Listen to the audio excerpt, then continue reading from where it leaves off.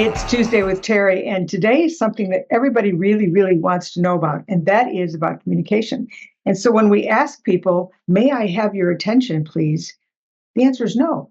You are unable to give your full attention. As a matter of fact, there's studies out that show adults are only 8.5 seconds of real direct attention. Well, what does that mean? That means that our conversations are fractured. Well, I had the privilege of interviewing Eric Oliver. He's a trial consultant and an expert on all things communication, neurolinguistics, nonverbal, the whole gamut. And what was interesting about what came out of his book, More is Less, is the whole impaired attention issue. And so it got me to wanting to do some more research. And I researched a book called We Need to Talk by Celeste Headley. And now, quite frankly, we all think we communicate, but we have become so fractured and fragmented and fleeting in our ability to communicate that it's really impacting relationships. So whether you're a speaker, a trainer, a teacher, a mom, or just somebody in a conversation, you might want to know what those 10 tips are, because we can't pay attention. We are trained not to, and it's getting worse and worse. So what I wanted to do is tell you about his podcast. It's Meta Systems, one word, META Systems Consulting podcast, and it's on all of the channels. But as a master coach, I want to be able to communicate even better than I've been doing. And so the one thing we've got to do is communicate. So in her book, We Need to Talk, she shares that a good conversation has to be a mutual exchange of ideas and thoughts. Well, I know as somebody who's been fascinated with communication that sometimes while people are talking to us, we leave. It could be a word, an acronym. It could be a distraction on your phone or your iPad or whatever, and they don't hear you. So think about being in a room where you're looking at a play and the actors are up there and they're speaking and we're listening, and all of a sudden this huge siren starts and it's blaring, so we can't hear them, but they keep talking and we can't hear them. And that's so often what happens in our conversation. So we have to give attention to that. And here's the problem. We can't even give straight attention, because if they say a word or a thought, it triggers another thought. And every time we get an interruption, it's 24 minutes and 17 seconds till we go back. So what can we do?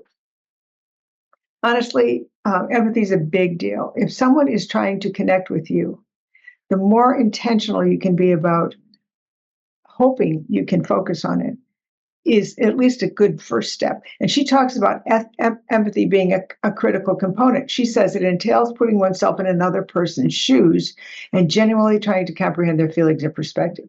Now, I got certified in emotional intelligence because I wanted a little bit more. But for the sake of this program, besides listening to Eric's podcast and eventually getting his book, by the way, it's going to be about 800 pages, Celeste talks about 10 ways to have a better conversation in her book. Don't multitask. When you multitask, and we're all prone to do it, we put on our phone and we think, oh, well, I can just do this. You fracture the communication. Don't pontificate. We can go on, but when we hear someone else's perspective, actually hear it and consider it and let it set, then we get a perspective that we just can't. Use open-ended questions. Yeses and nos don't give you the full spectrum of it. If you don't really know, be authentic and say, you know what, I don't know. I don't. You don't have to know everything. The internet has taught us that. Don't equate your experience with theirs. This is especially, I'll say, critical when there's people who are sitting in a situation where someone has died or their dog has died or something has happened. You can't really say, well, when that happened to me, I did this. Just be with it, and just let them know you're there, because you can't know what they feel because you're not them. Try not to repeat yourself. As you get a little bit older, sometimes you do that. Sometimes if you don't get a reaction, you'll say it for emphasis. Try not to repeat yourself, and then stay out of the weeds. Don't go on and on and on and on and on. People want to be seen, valued, and heard, and to be a really good communicator, whether it's with your kids or your partners or in your business. People want to be seen, valued, and heard. And one of the most powerful things you could do is to hope that you can break through the impaired and fragmented and fleeting attention and make that connection. because as humans, that's all we've got. I'm Terri Murphy for Tuesdays with Terri. I'm going to be putting together a blog post on this, but in the meantime, go and check out Eric's channel. It's Meta Systems Consulting Podcast, and I'll see you next Tuesday.